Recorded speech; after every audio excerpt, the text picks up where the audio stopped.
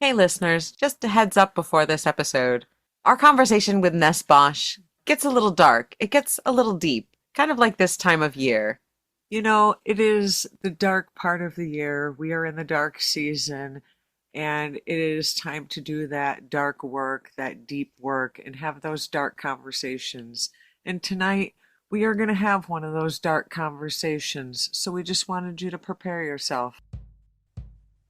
Welcome to Back on the Broomstick, A modern witch's spoken word grimoire. where two witchy friends from way back are reconnecting to their pagan roots after a long period of mundanity. We're rewalking the path of the wise and trying out all the latest spells, rituals, and magical theory in today's witchcraft and pagan practices. So grab your wand and your incense Your cauldron and your crystals and join us as we get back on the broomstick.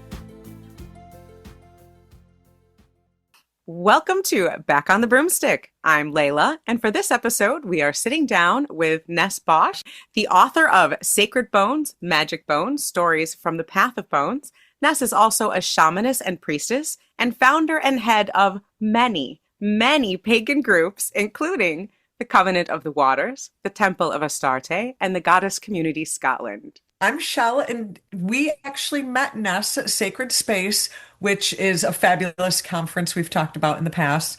But it was such a pleasure to meet you. And I think the first thing that pointed me out to you was that beautiful long dark hair, and then Sacred Bones, Magic Bones. Layla's a bone girl, and that immediately drew me to you because you and Layla have this bone thing. I'm very afraid of bones. I don't know what it is. I'll look at them. I don't like to touch them. But we ended up having nice conversation. We hung out at Sacred Space and we had a lovely time. So we are so glad that you could join us today, Ness. And if you could just tell us a little bit about yourself and tell our listeners a little bit about you. Well, thank you for having me. It was such a gift to meet you and everyone in Secret Space, and Oh, it was yeah. also wonderful to share also one of my workshops Hmm. with Layla.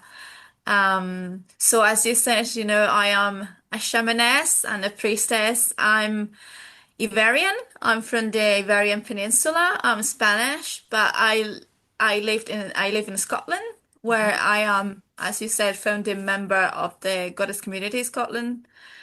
And I'm I'm a mom. I got three beautiful children, two of them quite young, so they keep me busy. I try to work and write in between and teach and do the things I do.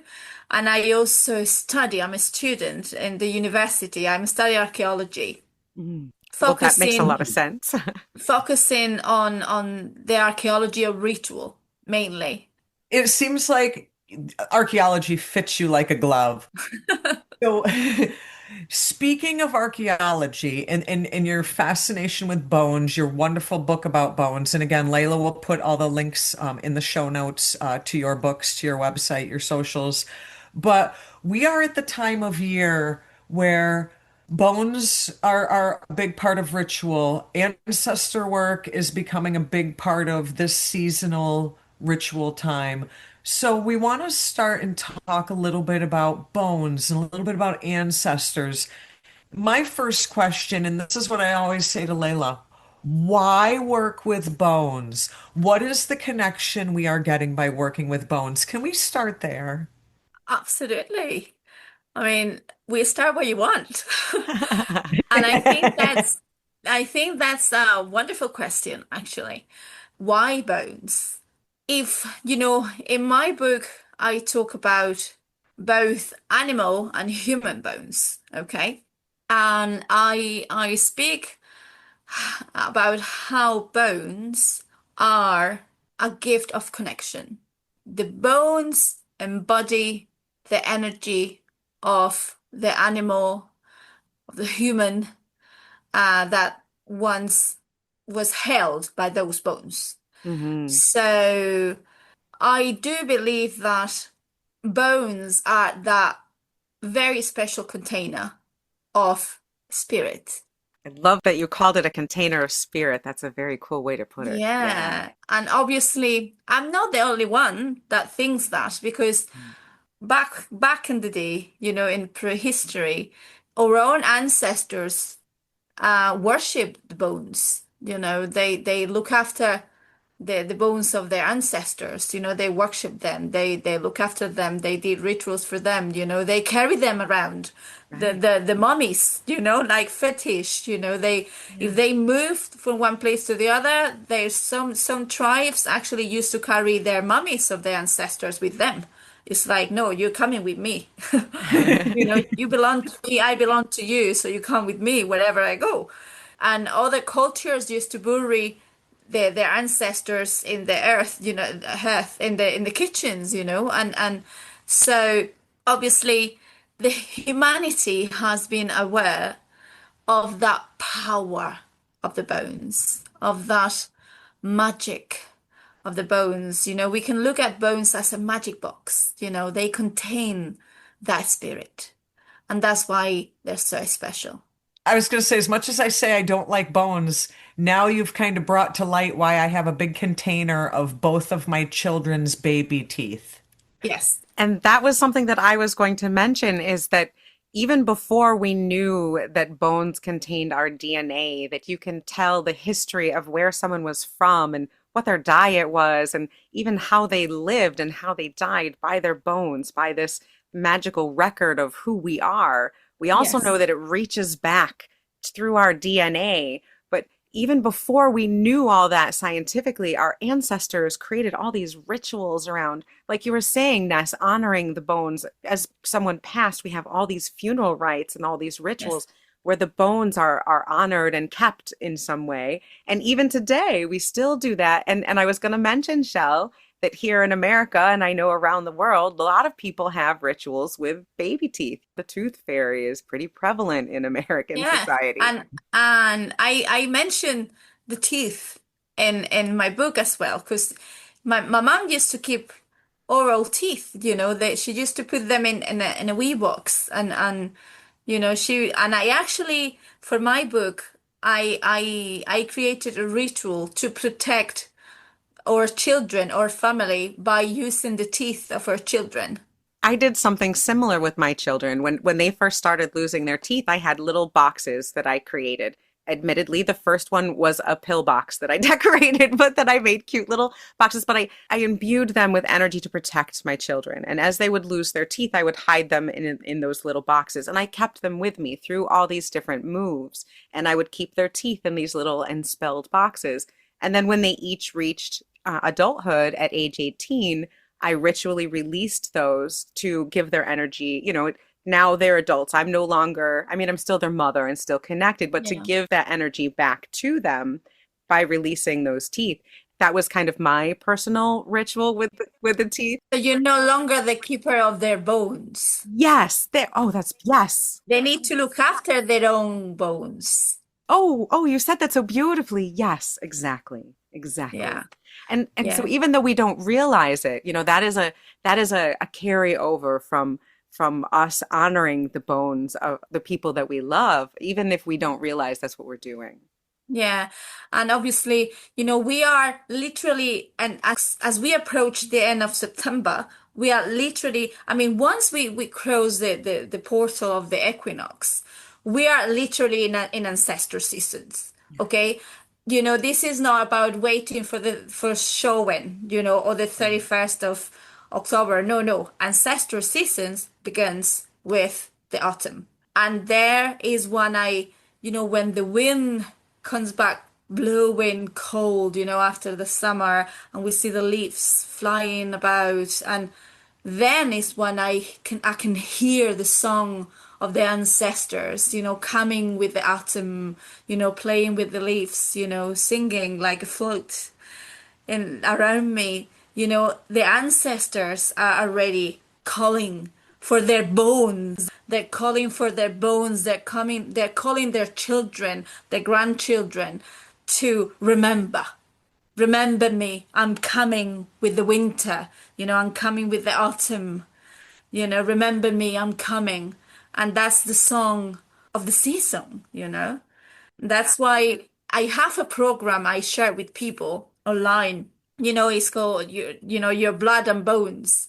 And I start this program like the beginning of October because we need time to connect with ancestors before we reach the portal of showing, before we reach that date. We have a job to connect with the ancestors and prepare the shrines and the altars, and so yeah. That preparation period. Yeah, we have a Yeah, yeah, preparation yeah. period, and it Yeah, starts about yeah, now. yeah. Because if you think about it, we go through the gate of autumn in the north, obviously. We are in the north. So we cross that gate and everything, this song of bones, these ancestors start singing to us, So we're connecting to death, okay? So this is the season where we connect to the death, we connect to the past, we connect to the shadows of the season, our own shadows. We already had a very long year before we entered this portal. And the season, all this work, prepare us to literally die in the last days of the year before we cross the next portal, before we go through the winter solstice portal. We literally have these few days before the solstice where we literally die. It's all about death. It's about dying before we can receive the light and go back to life. It's the Persephone time. This is when she goes within. This is the Inanna going down. This is when it Yes. begins. It's like you said, it's not a quick, now's the time. Here's the doorway. It's a liminal No. space. It's a gradual descending into the Yes. darkness, and it's Yeah. honoring that descent in however we see that. And it's Yeah. it's recognizing we need to get ready for that journey. It's Yeah. taking those steps to connect with that energy, I think, Hmm. and finding that. And for me, I find myself a lot of times, I go out a lot more. As the days are getting darker, I find myself clinging even more to the sunny days and being able to go out into my woods a little bit. I think, there's that rage against the dying of the light kind of moment happening. And Yeah. and so I really look for that. But I also find that one of my practices is to decorate a lot this time of year. We bring the season in, the pumpkins and Hmm. the dying leaves and I happen to have a lot of bones. Shell maybe not, but I have deer skulls and antlers that I usually have year round. But is there anything that you do to prepare for this time of year?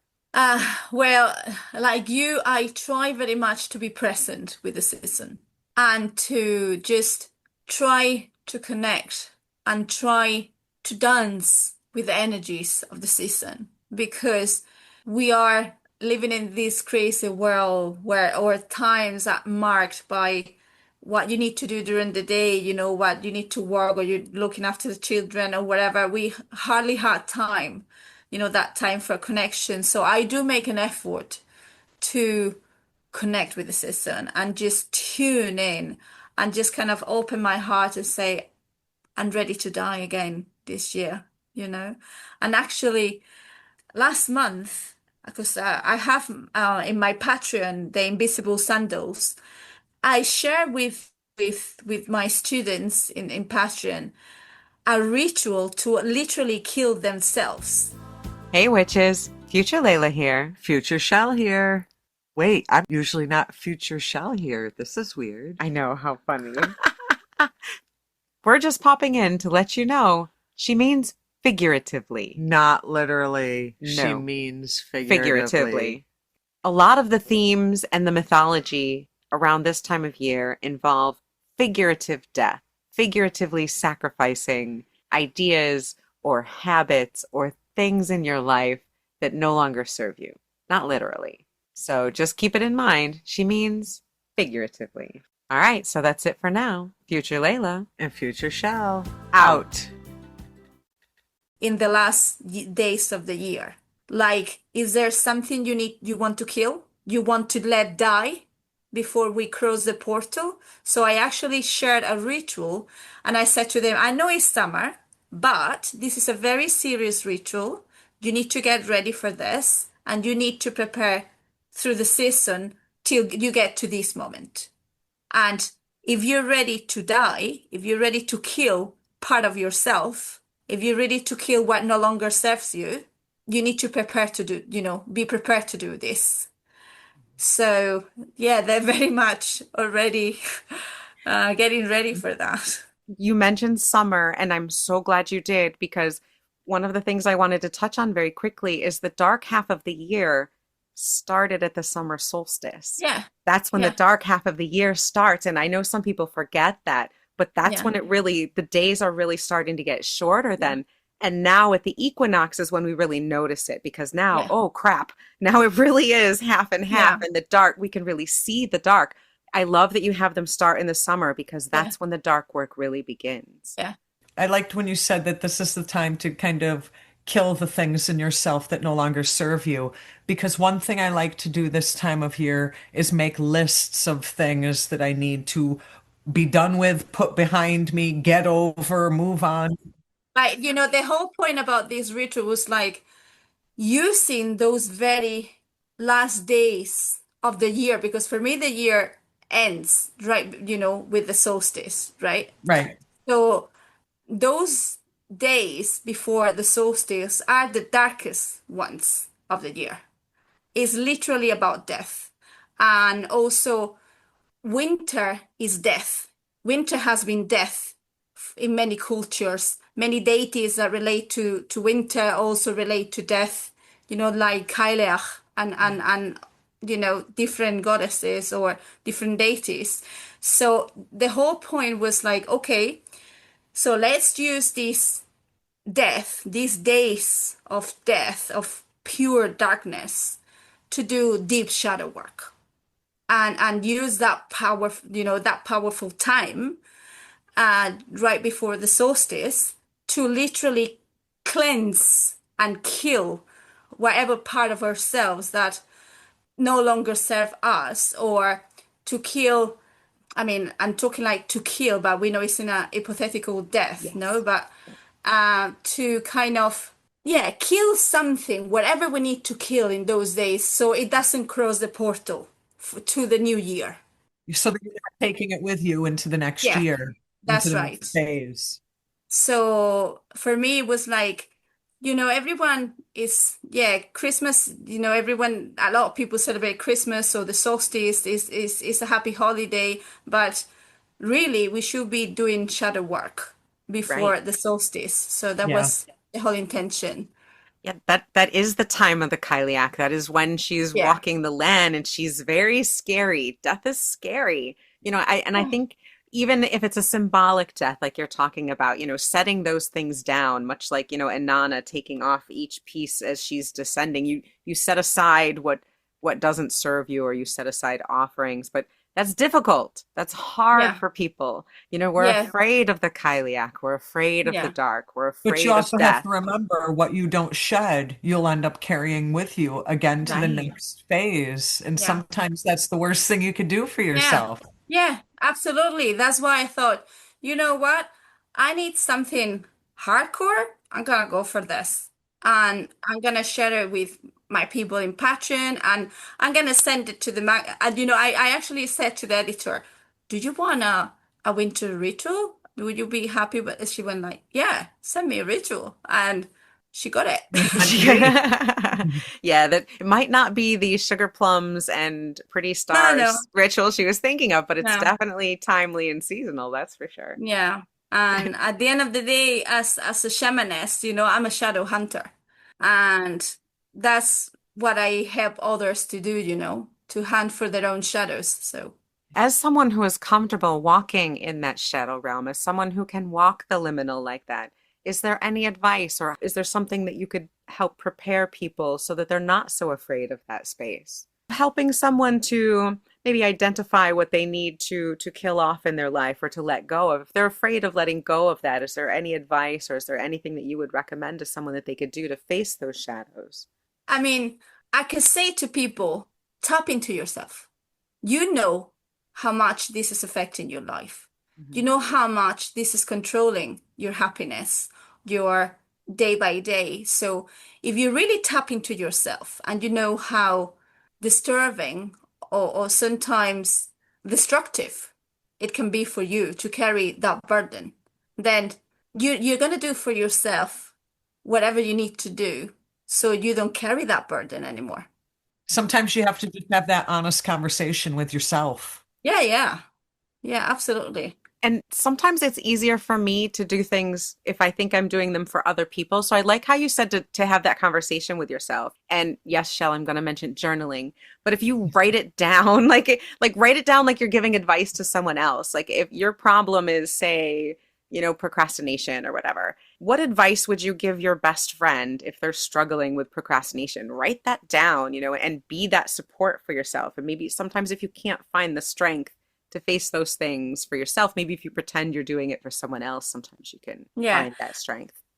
And in this ritual I mentioned, I actually also included something for, because sometimes we carry the energy of other people. We carry the energy of people's actions, Mm.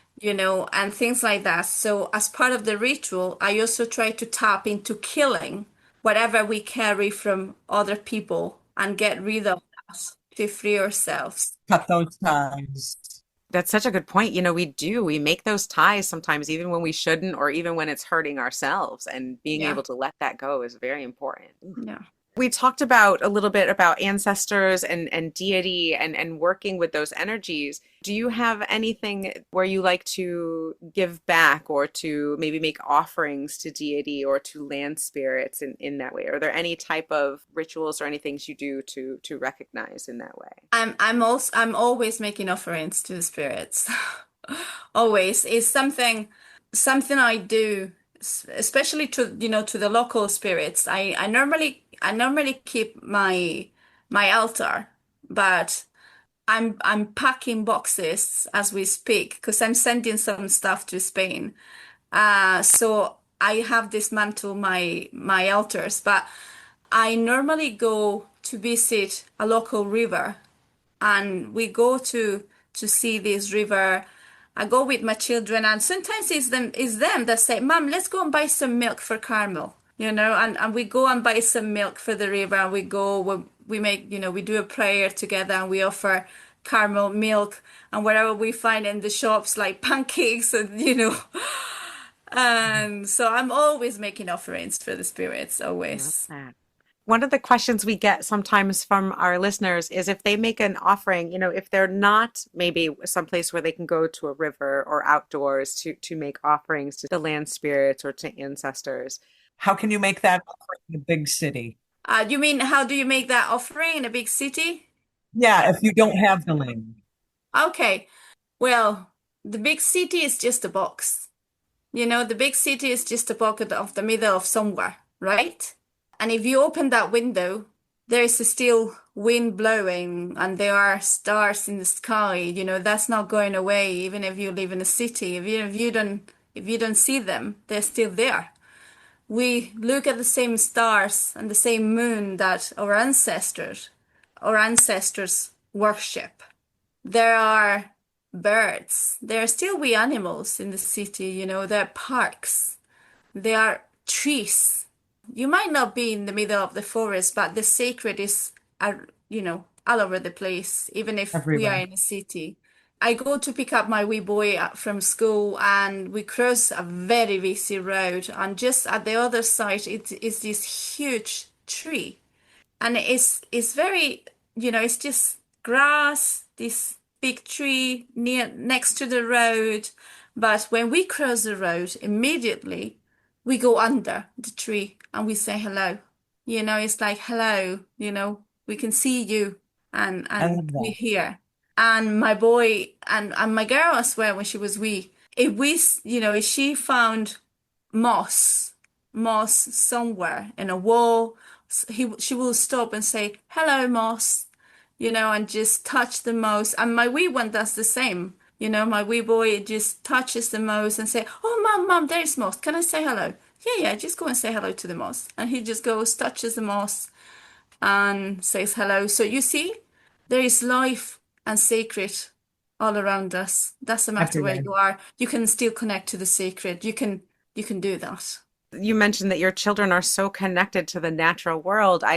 I've heard an interview with you in the past where you mentioned being very connected to the water and to the sea, and part of that has to do with your father and your childhood. Yes. Shell is also very much a water priestess. Would you mind telling us a little bit about your connection to animism and to the sea?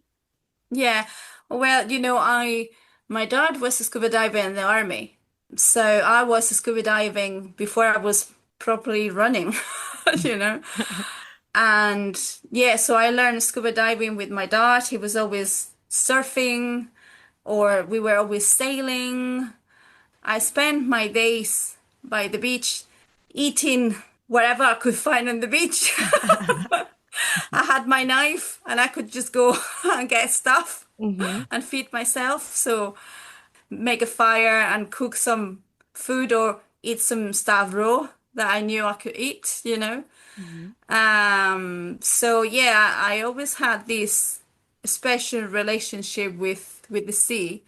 But then my mom is from the mountains, and in the mountains, I enjoyed this roaming in these wild spaces, proper wild forests with waterfalls and beautiful rivers, and ponds. And so I was kind of in between the mountains and the sea, but there was always water. There was always water for me. It sounds like your childhood was very deeply connected to the earth and to natural spaces. Yeah, yeah. Obviously, I didn't know I was a neurodivergent person when I was little. My mom just said I was too much, she used to say I was too much. I had too much energy. But I guess me being a neurodivergent person and also a dream walker, being a dream walker, because I always been a dream walker, walking in between space, dimensions and places since I was little. I guess these sensory issues that I have when I go out to the world and everything is too noisy, everything is too much. When I go to nature, that was for me was like it opened that Hmm. huge connection, to nature in a very special way. And my whole childhood was like very animistic, everything. I was literally connected to everything Hmm. around me, plus being a dream walker and being connected to the spirits and spirits coming to me because they knew I would, I could listen to them, and things like that. So I think it was all set up for me from the beginning. Does that make this time of year difficult for you, being a dream walker and being in connection with the spirit world like that? Sometimes it's heavy, yes. Sometimes it's heavy. Now, for folks who have kind of that similar type of connection, do you have any recommendations to kind of turn it down a little while, shut it off for a little while, so you're getting that kind of mental and spiritual break from being bombarded by spirit? Yeah. You got your contracts, right? So write down the best closes you can for yourself. If you know what's coming, set up your closes and say, okay, so this is my line. I'm not crossing this line. I don't want anything to cross this line because I have my space, I got my responsibilities, and I need to focus on what I need to do. So set up your contract properly with the spirits. I like that. I like calling it a contract. Yeah, absolutely. And make sure when you are in service, it's very important that you are in service from consciousness. Okay, you are in service, you're not a slave. So it's very different. You're not slaves to the spirits. I am as a priestess, I serve the gods and the spirits, but I got my own mortal life and I need to be present here as well. Boundaries are important in spirit world just like they are in the material world. Yeah. With working with spirits and with ancestors to kind of bring it back to bones just for a moment, I'd like to talk just a little bit about working with bones in practice because I know, Shell gets a little icked out by it. I do have some bones in my charm casting set. I have some bones on my altar and on my ancestor altar. And I know the reasons why I use them, which is mainly because I think that they contain so much of the universe. They connect us to so many things, to each other, to the past, to the earth, to the carbon that makes up the universe, I guess. Yeah. And so I feel that that very much, just by seeing the bones of a creature or having that there, honoring the life of that being and honoring the connection to the all is a lot how I see it and why I find them powerful in my workings. Could you talk to us a little bit about working with bones and how you work with them or honor them in your practice? I think for me, it's exactly the same that it is for you. I find them a way to connect to everything that is. And when you study the biology of the bones, how they're formed, the minerals, the everything, you understand, we are from the earth. We belong to the earth, and we are all connected by the bones because they contain the same material, we are, when you really go into the biology of it and how they form and the function and everything, it's easy to understand how we connect to the world around us, to the world that we walk in. And obviously, as you said, they connect me to those spirits. And for me, that's important, especially as a shamaness, as a spirit worker. I want to connect with the spirits. So if I'm doing a ritual and I want to bring to my ritual deer energy or badger energy for whatever reason, if I want to protect someone and I want to work with the badger because they're great protectors, I I actually have a badger tooth just there in a wee box. Nice. So, I include that tooth as part of my ritual because I want to bring the energy of the badger to my work. So for me, well, I mentioned earlier they're containers, they're key to the energies, to those energies. So I want to be able to do that. Obviously, I honor those energies. I honor the spirit of those animals. I make offerings. But basically, for me, they actually are a very important part of my work. I agree. I just think that they are, it's the magical framework that kind of powers this meat skeleton around. And I just, there's so much mystery to that for me. I know that we understand them scientifically, but there's something mystical about them. They last forever. I mean, we have bones from dinosaurs and Yeah. mammoths and people that lived thousands of years ago. We know about them because of their bones. That Yeah, but you see, they really are that containers. Mhm. They really contain the memories of who we are Yeah. as a species, as human beings. They're storytellers. Bones are storytellers. They have so many stories to tell. And every time someone digs out a bone, there is a story being told by that very bone. So that's why my book is So many about bones, stories. but it's not spooky. It No. is not spooky. I think it's a lovely book. It is a very lovely book, and I do highly recommend it. Again, the book is Sacred Bones, Magic Bones, Stories from the Path of the Bones, and it is full of stories. There's folklore in here, there's all sorts of information, there's things you can do. So I do highly recommend it. Now, you have another book coming out in December. Also looking forward to that. Yes. Tell us about that a little. Yeah, of course. So there is this anthology that is coming out in December, Divine Wounds. Mhm. And basically, this anthology contains stories of healing, of feminine healing linked to the divine. For many women approach the goddess from a wound because they need healing, and they approach the goddess from that wound.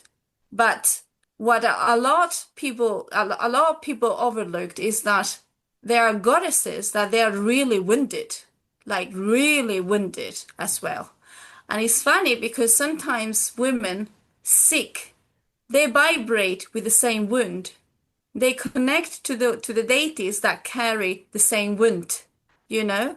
And we sometimes we underestimate the power of working with a goddess that is wounded as a woman that is wounded. And we connect divine and human. We connect, mortal and immortal. We connect through the wounds. And sometimes there are amazing stories that connects us. So yeah, the book, I invited a beautiful bunch of ladies to share a story, to share a healing story connecting to a deity. And we put them together in this anthology because I think there is too much glitter, when we talk goddess, people tend to think like, oh yeah, neo pagans, they're just about crowns and glitter and farting unicorns and it's like, no, there a lot of people carry very deep wounds. There's a deeper, darker side. Yeah, yeah, and there is a reason that it was this reemerge of the dark goddess some years ago because there is this shadow, this very deep shadow and deep pain and deep wounds that we carry, in the community as well. It's a lot of wounded people. Most of the people I know in the pagan community, they have their own wounds as well, and we Mhm. just get together and we connect to the gods and we are together. So this book is kind of a bridge between mortals and immortals, to kind of say, hey, you worship this goddess. Maybe the goddess has wounds you didn't, you have not recognized, you have not mirrored these wounds. Look at the goddess again. You might be actually be working with this goddess because there are wounds that you share with this goddess. Right. And we do that unconsciously sometimes, but other times we are fully conscious that we are approaching this goddess because we're wounded and we share the same wound. I'm going to give you an example. She's not a goddess, but she's kind of becoming a goddess because of the amount of devotion and energy she's receiving. And I'm talking about Medusa, okay? Yes, yeah, she's a Right. good one for now. Yeah, and I actually mentioned her in another book that is coming. I have another book coming. It's called Sacred Tattooing, Yes. about ritual tattoo, And in that book, I mentioned how some people that have suffered sexual abuse, they actually tattoo themselves a Medusa as a way of connecting with her because she was also sexually abused. And I think Medusa is a great example on how people connect to the myth and her story and her wound, especially if they can mirror their own wound, you know, with her, they stand in front of Medusa and they can recognize that they can see the abuse and they can mirror the feelings, with Yeah. the spirits, and so I think she is a great example. And actually, one of the authors, C.N. Sibley, she wrote about Medusa for Divine Wounds.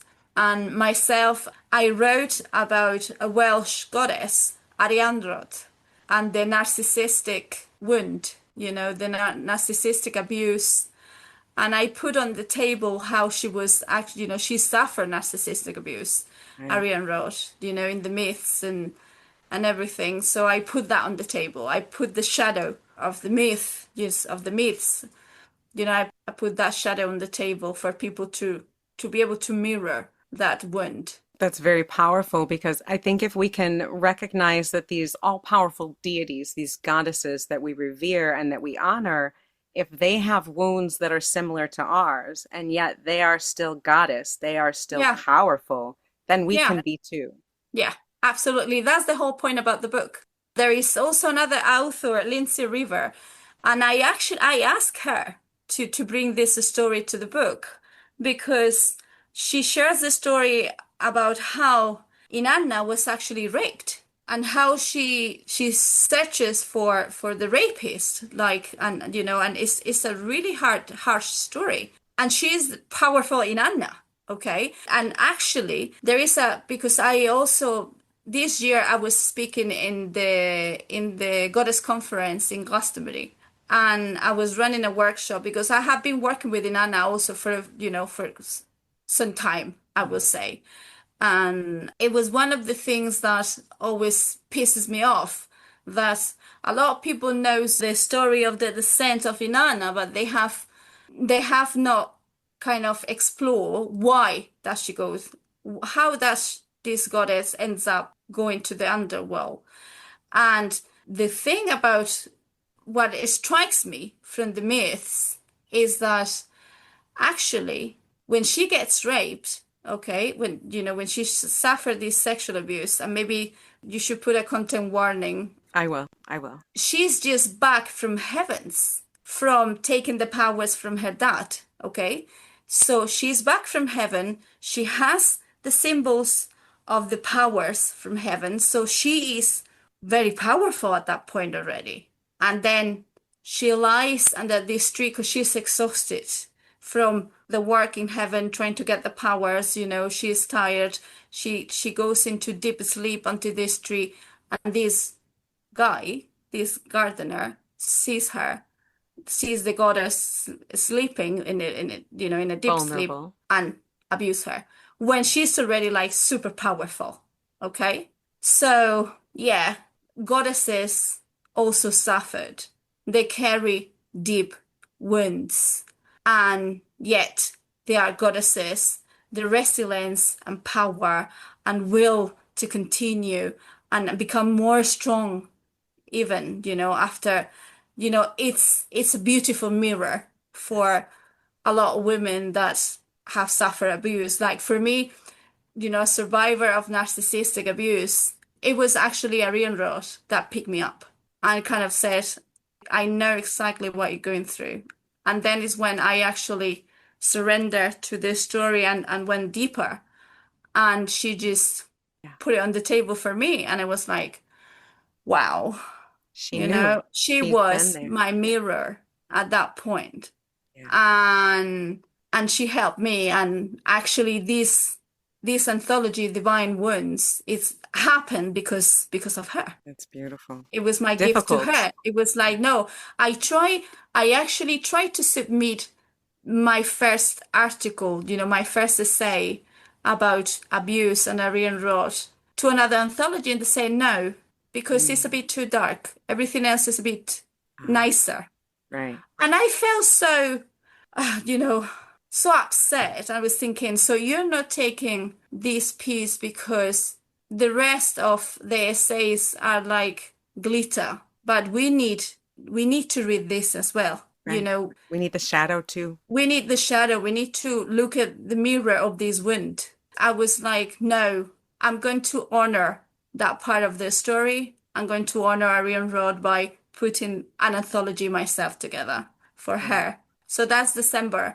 And as I said, there are other amazing authors that really open the wounds, and put them on the table, and how they've been working with different goddesses to connect with and find healing. That's the whole point. And this is a good time of year definitely to do that. Well, thank you for sharing that. I'm definitely going to be looking for that. You said that's coming from Moon Books.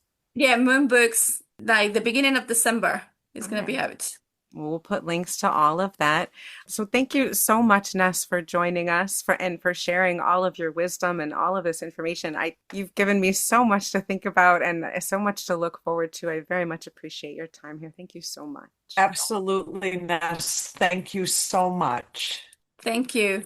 And if you would, now you mentioned that you're going to be traveling, you're going to be teaching coming up here in the future. Is there anything that people might be looking forward to or that they might be able to sign up for? I'm going to be traveling to Iceland in just a couple of weeks. I'm going to be in the Netherlands, and I'm going to be in Ireland as well. Hopefully, at some point, I might be back with you in the States. That would be lovely. I have my patrons, I have the Invisible Sandals where I share the Sea Priesthood training. I shared the Priesthood of Alba for people that is connected to Scotland, so they can work with the Scottish goddesses, and deities. I also have my shamanic patron, the Clan of the Bone Woman, Clan de la Huesera.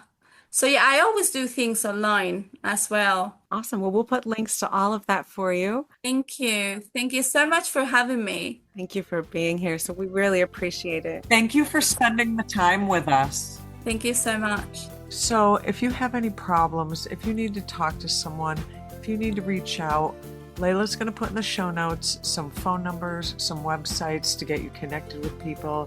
Reach out to a friend, reach out to a family member, call a number, reach out to a chat line. We'll put some links in the show notes for you. Thank you so much for listening to this episode of Back on the Broomstick, and a huge thank you to Ness Bosch. We really appreciate your time here. So we will see you next week for Back on the Broomstick. In the meantime, be wise, be wicked, And keep it witchy.